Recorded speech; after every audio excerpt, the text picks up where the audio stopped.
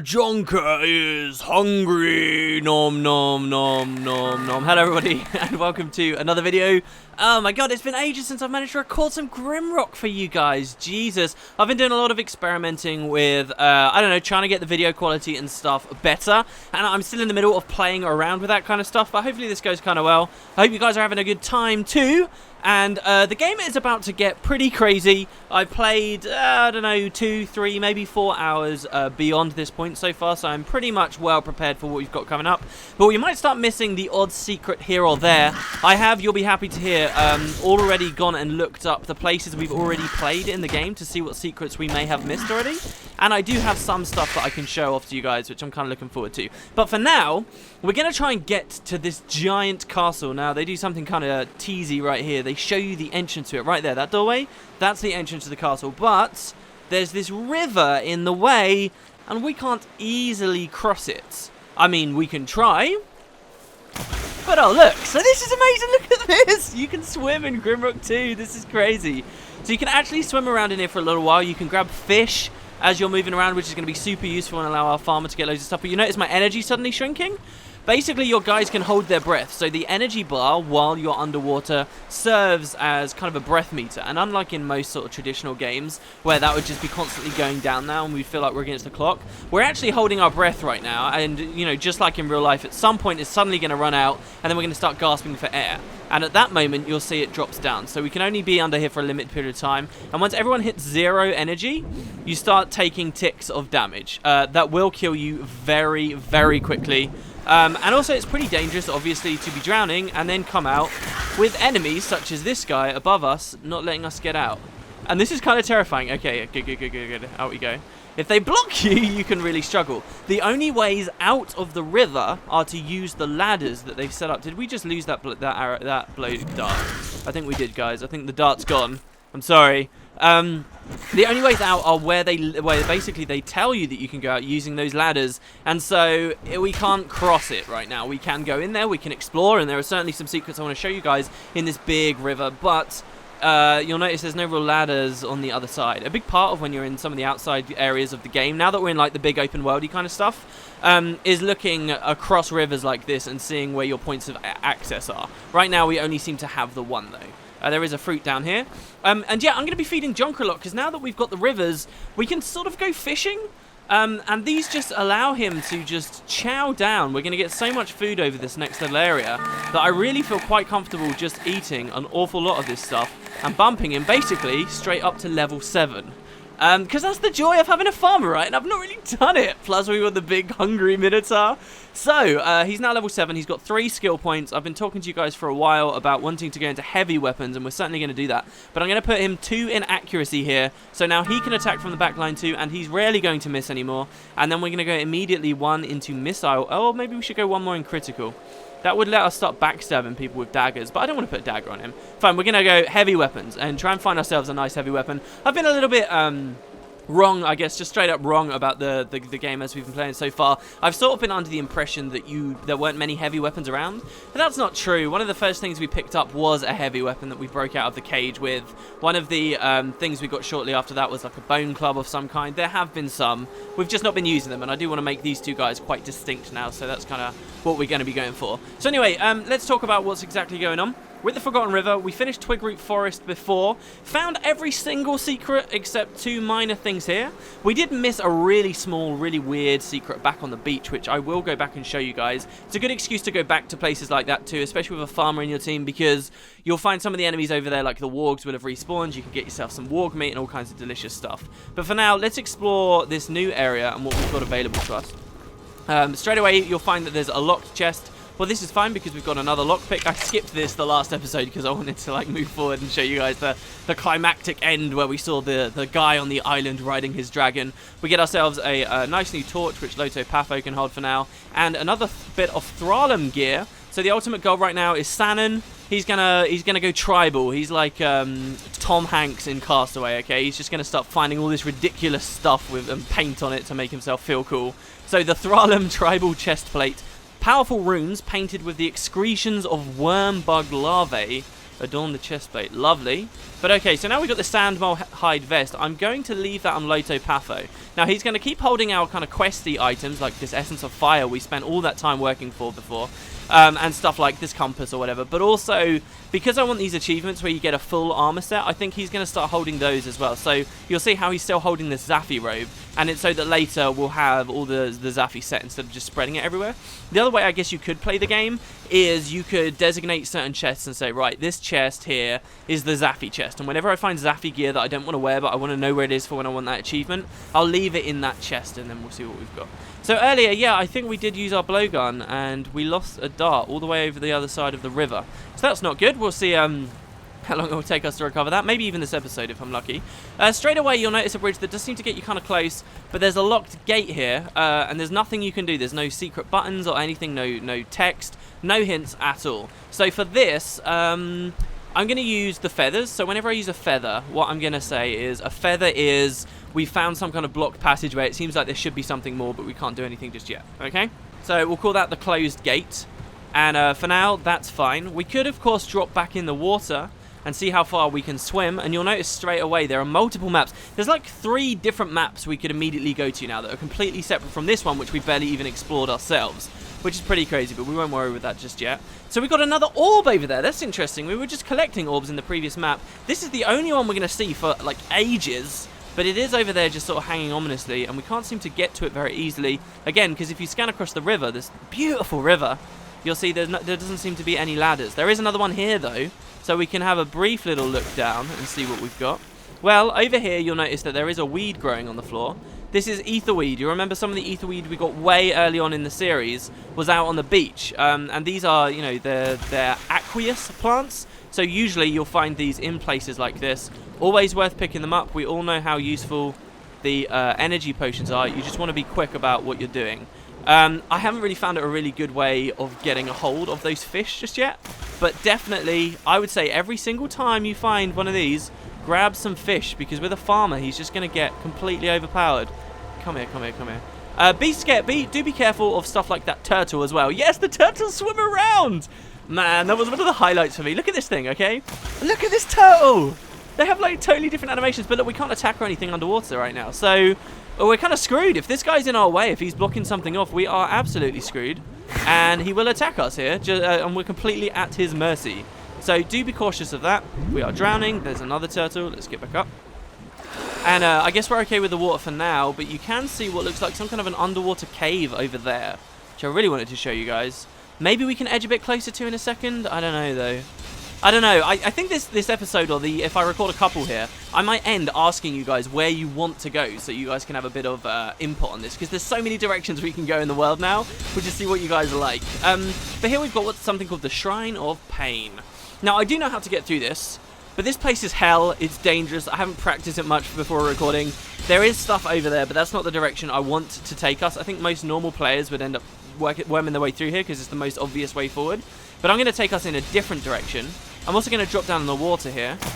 There is a possibility, by the way, that you can land on the turtles, and if you land on enemies, you will actually do damage to them. You do about 20 points of damage to something for landing on it, and that does mean in the early areas of the first dungeon, you can just instantly kill stuff. I've heard about a guy, you know, the trickster that we fought, and eventually he got away. I've heard about a guy who managed to knock the trickster down a hole by pulling a lever, and then he dropped down the trapdoor on top of him, and that's how he like won that encounter. How cool is that? So here we've got another locked gate. This one says that this is with a keen eye and a sharp aim that they entered. Well, this seems kind of obvious, right? It sounds like we've got to fire something range. We've got to maybe throw a rock or something, but there doesn't seem to... Oh my god. Wow, hello. There doesn't seem to be anything we can throw onto. That was good. We did reasonable damage there. We can't seem to get anything over there, which really sucks. So that's a bit curious. Well, we can have a look around. And if you have a look over from this side, you'll notice there is, in fact, a pressure plate just down there. So for a bit of perspective of where we are, this is where we came in. So we're basically over on the right-hand side right now. But also, the river seems to extend a fair way down there, right? So I don't know about you guys, but I kind of want to explore that. Problem is, where's a ladder up? Now, I did do this on my test file. The ladder's a long way away. I don't remember it being that far away. All right, we might drown. This might be really dangerous. I'm going to save the game. Okay, here we go. All right, let's do it. Into the water, run along. I think it should be a dead end. Yep, okay, it is. But there is a secret here as well. There's some etherweed, which we can grab as we run. Hopefully we don't stop. Can we grab that fish? No, we never managed to get the fish. Cool, it's kind of hard to fish while moving. Like, you really have to stop and aim as best you can. Good, good, good, we're out. Of course, you can always rest to get that little bit of health back if you're really concerned about it. But also, where was it? It must have been down here. See, on my original file, I got stuck here because I was like, huh. So here's a lever. This is what we were looking for. Doesn't seem to do anything. We can't really hear anything. But by pulling that will unlock a secret for us later. I believe that's a secret anyway. Now we've just got to get back out without dying. And I think we might be about to die. No. No, turtle. You're not allowed to attack us. Okay, here we go. Up, up, up, up, up, up. Oh. Okay, good. So yeah, on my test file, I was swimming around in the water because I didn't really know how to do this aiming puzzle, and ultimately found that lever. The funny thing is, though, that one of the turtles that was under there was blocking my path, and you can't do anything. You're completely at his mercy if he's blocking your path. So it took me a long time to figure it out. I kind of don't want to be playing at night, but what we will do is there is that pressure pad over there. There's Slinger Rock with Tickrit. Good shot, Tickrit. I know, thank you very much. And we can travel across. That was such a weird Tickrit voice. We can travel across and reclaim it. Now, by reclaiming it, this is going to lock us into this area. Of course, we can always place one back down if we like. And in general, I guess we can just progress now. But I do want to sleep.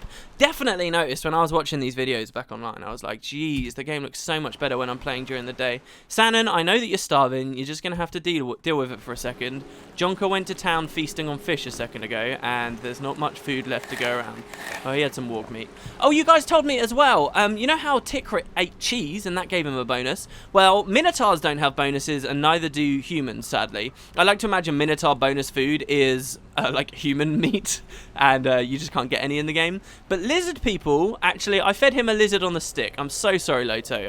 I appreciate that was cannibalism, but they do like eggs. So if I ever get any eggs, I'm not going to feed them to Jonker anymore. I'm going to give them to Loto because they're his favorite, and they will ultimately give him stat boosts. So let's have a look around. We've got one of these scary looking faces. There are 4 sides to everything, it says. There are 4 sides to everything. That's kind of interesting. I remember a secret being here as well. There's a portal behind there, but we don't have access to it just yet, so that's fine.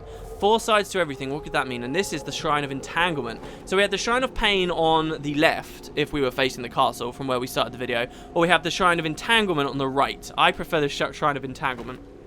And the idea is, as we walk on these pressure pads, they raise and lower these fences, and the ultimate goal is to get through the room, which is awesome. There you go, we managed to do it. So we got some boots here, and who still needs boots? Sannon still needs boots. Sorry, dude.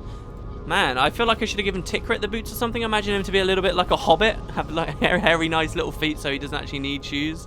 But okay, so we get through, but here's a teleporter. Well, where did that take? Ah, it didn't take us anywhere. We're in the same place. So we got a bit of a puzzle. If we press this button, it will create these frost bolts that like fire through the room, but don't do anything ultimately because they're getting obstructed by these fences. So the game here is to be able to press this button and have these frost bolts go into the receptacles on the far wall. If it makes it in, it turns off the teleporter. But there's 2 teleporters back to back, so we've got to get an arrangement of these pressure pads where they are free to travel through. And I'm not going to lie to you guys, I did this through pure trial and error before. I think this is the original configuration we had. And before, the way I did it was something like this. And the way it works is, in general, every single pressure pad will just turn on or off the ones directly to the sides of it. So there, you can see we've got it all except that one over there. So if I press the button now, that one actually makes it through, and it turns off the teleporter behind the one we're currently stood next to. See how it's just turned back on? So we still need to get one of these off. So we'll do that. That's going to turn those on. So we're going to want to lift that back up. Here, this is it. And now move that down. And then move this like this. That's fine though. Step back on it. And they're all down, as you can see. Now, as we press the button, they both go in. And for a very brief period of time, we can walk through here without being caught in the teleporters, just as they turn back on, as you can see. And that's that little puzzle. It's kind of a cool one, actually, in my opinion. There is another little secret thing over here on the right. Looks like a dead end. But I thought, yeah, there you go. There is a secret button here, a new looking secret button. Head through the teleporter. And we're now on the other side of that message that said there are 4 sides to everything. And we have a lever. getting us to a chest. But here we go. So now something interesting is happening. For the first time, we found a chest. I think the first time. We don't have a lockpick. Damn. So we spent that one at the start of the episode on that chest, and we're getting to the point now where we're kind of like, right, do we actually like what we get out of the chest? If not, maybe we can go without. And what you can do is you can look what's in the chest, reload your save file, and then you can create a little note, you know, a little feather, and say, you know, this chest had utter poop in it, and then you will never want to go back there. Or, you know, you can actually leave informed comments about what was going on. So here we can press this button here. Wait, what did that button do? I had no idea that button was there. Did it just give us cheese? Did it just drop cheese on the floor? Alright, fine. Awesome. I'm not going to say no to that. Does it keep giving us cheese? Oh, wouldn't that be amazing? Just like a cheese button. You just press it a million times. Just cheese keeps appearing in front of your very eyes. And over here... Oh, my God. It opened that up. Oh, I had no idea. Okay, fine. Alright, so by pressing this button, we opened a timed wallway. Do I want to go there, though? Oh, yes, I do. Okay, interesting. So this is actually taking us... I've never done this before, guys. This takes us back to Twigroot Forest. Interesting. I thought this was going to be an alternate route into another map I did before. All right, so we got another area of Twigroot. Another ring, a circle of rocks there. I think maybe this will be another opportunity for us to use our horn. No, this is crazy. I had no idea any of this was here. Black moss. This cancerous mass of darkness feeds on living things. It reeks of death and chaos. Only the most potent alchemists dare to handle it. Well, I guess you're our alchemist, Hickory. You can have fun with that. There's another one here. I don't really want to feed that to anyone either. It sounds like it might be a little bit dangerous. Okay, so we've just got another ring of rocks. And I guess we want to blow on it to get that tome in there. Wow, how did I miss this secret? This is the thing with Grimrock. You play it and you will... find that you get into a secret and you just grab the loot and you go, and you forget to look for like secrets buried within secrets. Alright, let's save.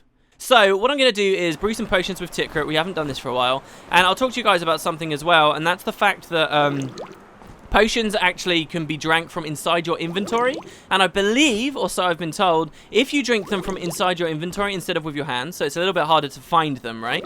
Like, you have to mess with the UI a bit more. But if you do this, the advantage is it won't put you on cooldown, and that's going to be actually kind of useful in some of the upcoming encounters.